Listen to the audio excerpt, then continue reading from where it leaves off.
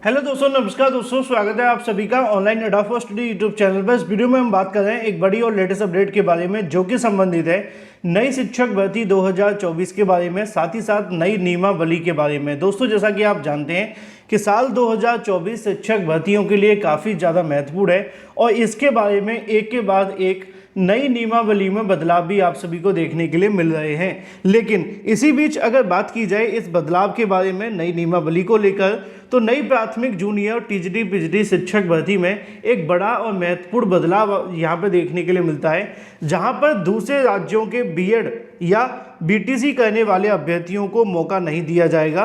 केवल प्रदेश के BEd BTC अभ्यर्थी इसमें आवेदन करेंगे।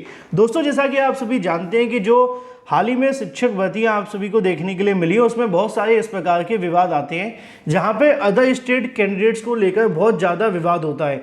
अगर मैं शुरुआत करना चाहूँ विवादित राज्यों के बारे में, तो हाल ही में आपने देखा था बिहार में भी ये नियम लगाया गया था कि वहाँ पे उन्होंने कहा कि बिहार का निवासी होना अनिवार्य है।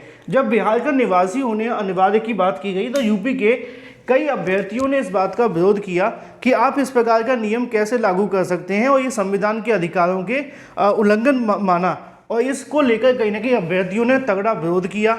विरोध ये हुआ कि मामला कोर्ट तक चला गया। अब जब मामला कोर्ट में गया तो ये चीज़ देखने के लिए मिली कि बिहार में जो कैबिनेट है उसने बदलाव कर दिया, ये कहते हुए कि भाई अन्य राज्यों में तो ऐसा होता नहीं है, तो हम यहाँ पे कैसे आवेदन करने के लिए मान्य नहीं कर सकते। तो उन्होंने वहाँ से भारत का निवासी होने की अनिवार्यता हटा दी। और मैं ये कहना चाहूँगा कि बिहार ने ये बहुत अच्छा काम किया। कुछ राज्य तो ऐसे हैं कि बड़ी संख्या में अपने राज्य में आवेदन करने से रोकने के लिए एक दूसरे नियम बना देते हैं जिसमें संविधान अधिकारों का उल्लंघन नहीं माना जाता या उनको लेकर कभी कोर्ट नहीं जाया जाता। अब इस बात को समझने के लिए थोड़ा सा आपको जानने की आवश्यकता है अपने राज्यों के बारे में। एक हरियाणा नामक राज्य आप जानते हैं, है ना, उसमें क्या है कि वहाँ की शिक्षक भर्ती में आवेदन करने के लिए अदर स्टेट कैंडिडेट पूरे तरीके से अप्लाई कर सकते हैं, लेकिन वहाँ पे शर्त ये रख दी जाती है कि आपको हरियाणा का टीईटी पास करना पड़ेगा। अब आप जानते हैं कि हरियाणा टीईटी अब जाकर के अभ्यर्थी देते हैं, वो भी बहुत ज़्यादा नहीं, थोड़े बहुत ही देते हैं, लेकिन आप बिना हरियाणा टीईटी के वहाँ पे आवेदन नहीं कर सकते। पहला राज्य। दूसरा राज्य आप सभी के सामने देखने के लिए मिलता है, अगर आपको पता हो तो, राजस्थान। राजस्थान में क्या होता है कि वहाँ पे आवेदन करने के लिए आप सभी को क्या करना पड़ता है, वहाँ पे आवेदन करने के लिए आपको रीट की परीक्षा देनी पड़ती है।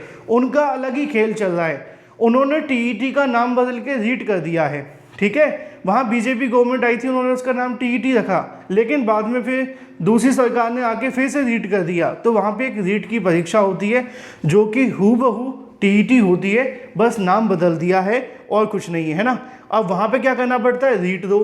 देखो कितना सिस्टम घुमाया जा रहा है कि अगर आपको हरियाणा में जाना है तो हरियाणा टेट दो, राजस्थान में जाना है तो रीट दो, और किसी और राज्य में आना है तो वहाँ के लिए अलग योग्यता दो। एक ऐसा राज्य भी है जिसका नाम मुझे बताने की आवश्यकता नहीं है, वहाँ पे भंडारा चलता है। भंडारा का मतलब क्या होता है, भंडारे का दूसरा नाम क्या है उस राज्य का, कमेंट करके जल्दी से बता दो। वो आपको एक देखने के लिए मिलता है आपका यूपी। यूपी के अंदर क्या होता है कि यहाँ पर हाल ही में एक न्यूज छपी थी जिसमें ये कहा था कि अन्य राज्यों के जो अभ्यर्थी हैं वो यहाँ पर डीएलएड भी कर सकते हैं और यहाँ से डीएलएड करके यहाँ पे नौकरी भी कर सकते हैं, या अगर यहाँ से डीएलएड बीटीसी नहीं भी किया है तब भी आप इसमें आवेदन कर सकते हैं। आपसे यहाँ पे कोई ऐसा नहीं मांगा जाएगा कि आपको यूपी टेट ही पास करना है, आपको बस सीटेट ही पास कर लेना है और फिर आके के आवेदन कर लेना है। यहाँ की तो हाई कोर्ट भी आदेश दे देती है, 69,000 68,000 में ऐसे आदेश भी मिले हैं कि जो अदर स्टेट कैंडिडेट है उनको नौकरी दो। क्यों? क्योंकि यहाँ पे इस प्रकार का कोई नियम नहीं है ना।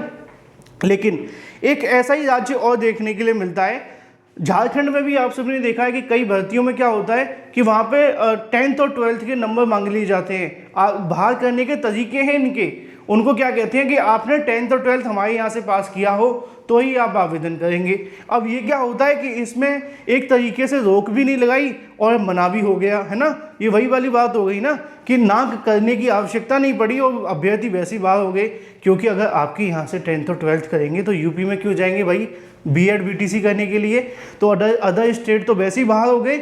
यही चीज़ अब आपको एक और देखने के लिए मिल रही है, एक और राज्य आप सभी के, और इसको लेकर वहाँ की सरकार के माध्यम से, वहाँ के हाई कोर्ट के माध्यम से पूरा सपोर्ट किया जा रहा है।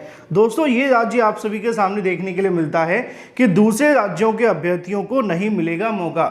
मैं सवाल करता हूं कि उत्तर प्रदेश के बीएड बीटीसी अभ्यर्थी आपस में लड़ते रहते हैं, क्या कभी इस मामले पर थोड़ा फोकस किया है? क्योंकि हर राज्य में धीरे धीरे करके रोक लगाई जा रही है। बिहार का भला हो, जो उन्होंने बिहार का निवासी होने की अनिवार्यता लगाई थी, बाद में उन्होंने हटा ली, लेकिन कल को वहाँ पे भी मांग उठाई जा सकती है कि भाई अदर स्टेट कैंडिडेट को आवेदन करने का मौका नहीं मिलेगा। तो यहाँ पे भी आप सभी के लिए कुछ ना कुछ होना चाहिए ना आने वाले समय के अंदर। यूपी में 7-7 साल में एक वैकेंसी आती है, 2-2 हज़ार पद पे वैकेंसी आ जाए तो उसके लिए अभ्यर्थी सारे आवेदन कर लेते हैं, और कंपटीशन का तो क्या ही कहने। ये मामला थोड़ा सा दिलचस्प है, इसको आपको समझने की और समझाने की बहुत आवश्यकता है। उत्तराखंड हाई कोर्ट ने राज्य में प्राथमिक शिक्षा के लिए सहायक अध्यापकों की भर्ती में राज्य के जिला शिक्षण प्रशिक्षण संस्थानों में डाइट के अलावा दूसरे राज्यों के डीएलएड प्रमाण पत्र के साथ आवेदन करने वाले अभ्यर्थियों की दावेदारी को रद्द करने का निर्णय सही ठहराया है। हुआ यह था कि यहाँ पे एक शिक्षक भर्ती निकाली गई, अभ्यर्थियों ने बाहर के डीएलएड करने वाले थे यूपी बिहार के, वो चले गए कि चलो हमारे यहाँ नौकरी नहीं मिली, वहाँ चले जाते हैं। वहाँ पे जाकर के वो आवेदन करते हैं तो उनके लिए क्या होता है कि उनकी दावेदारी रद्द कर दी जाती है। क्या कहते हुए कि ये जो चुनौती दी गई थी, याचिका खारिज कर दी गई। याचिका में शुक्रवार को न्यायमूर्ति पंकज पुरोहित ने एकल पीठ में सुनवाई करते हुए निर्णय दिया कि याचिकाकर्ता सोनम ने सहायक अध्यापक प्राथमिक शिक्षा के लिए आवेदन किया था और ये अभ्यर्थी उत्तर प्रदेश प्रयागराज से डीएलएड पाठ्यक्रम करने का प्रमाण पत्र संकलन किया था। यानी कि ये उत्तर प्रदेश का अभ्यर्थी है। जैसा कि मैं बता रहा हूँ, उत्तराखंड के प्राथमिक शिक्षा विभाग ने रद्द करते हुए ये कहा कि सहायक अध्यापक प्राथमिक शिक्षा के लिए वे अभ्यर्थी ही योग्य होंगे जिन्होंने उत्तराखंड के जिला प्रशिक्षण शिक्षण संस्थानों से डीएलएड किया हो, और प्राथमिक शिक्षा विभाग में यूपी के अभ्यर्थियों को आवेदन रद्द करते हुए अवगत करवाया कि यह शर्त शिक्षक भर्ती संबंधी विज्ञप्ति में पहले से ही लिखी गई थी। इस आधार पर उत्तराखंड हाईकोर्ट की एकल पीठ ने प्रयागराज यानी कि यूपी की याचिकाकर्ता की याचिका खारिज कर दी है। तो मुद्दे की बात यह है कि भाई यूपी के अभ्यर्थी दर दर भटक रहे हैं भर्तियों के लिए, नौकरी मिल नहीं रही है, तो इस पर सीएम योगी कब तक डिसीजन लेंगे? उनको भी थोड़ा बहुत सोचना चाहिए ना इस भर्ती को लेकर। क्या यूपी सरकार इस मामले पे अवगत नहीं करा सकते कि भाई यूपी सरकार को थोड़ा सोचना चाहिए? अदर स्टेट कैंडिडेट वहाँ पे क्या होता है कि वहाँ जाते हैं, यहाँ पे आते हैं, नौकरी ले जाते हैं, यहाँ से जाते हैं तो बाहर हो जाते हैं, चयनित होने के बाद भी बाहर हो जाते हैं, और कोई ना कोई नया नियम बना देता है। कोई कहता है 10वीं पास करो, कोई कहता है 12th पास करो, कोई कहता है डीएलएड यहाँ से करो, कोई कहता है कि टेट भी यहाँ से करो, तब जाकर के आवेदन करने का मौका देंगे। लिख तो देते हैं कि भारत का नागरिक हो, लेकिन उस बात को दूसरे तरीके से बाहर करने का रास्ता भी निकाल लेते हैं। कुछ ऐसा ही चल रहा है। आने वाले समय के अंदर बिहार में भी ऐसा हो जाएगा, फिर यूपी में ही तो बचा खाली भंडारा, और कहाँ पे चल रहा है बताओ? तो इस पर थोड़ा फोकस करिए, इस वीडियो को शेयर करिए। Thank you.